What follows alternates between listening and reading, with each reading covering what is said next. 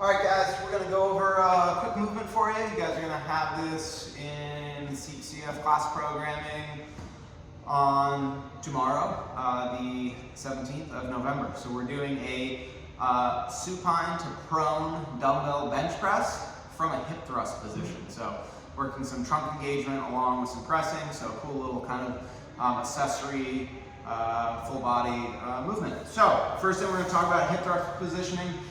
Guys, we like to obviously use the bench a lot because it's convenient. Box also works well. If you're on a wood box, probably want a yoga mat on it. If we are using a bench, we like to put them up against the rig so that you guys don't have to worry about the bench tipping back.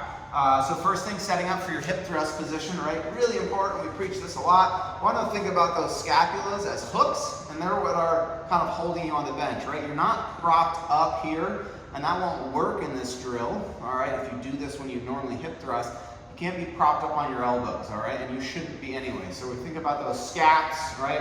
That gives you that good positioning for your hip thrust, all right?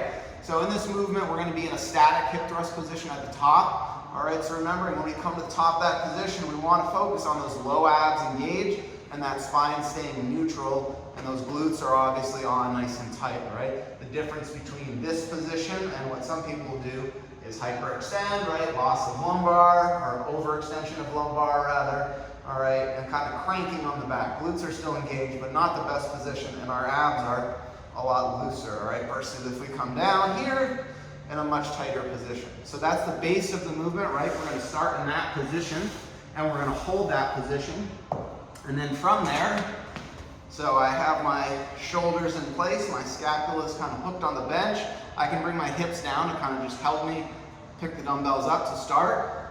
I'm going to come starting in a supine position, get to the top of that hip thrust position, knees are out, glutes are engaged, abs are tight, and from that position I'm not going to press up to prone position, back down, up, repeat. We're doing sets of 10 to 15 reps.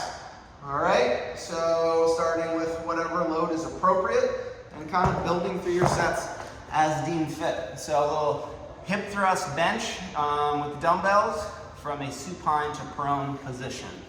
Hope that helps you guys and gives you some cues for the movement.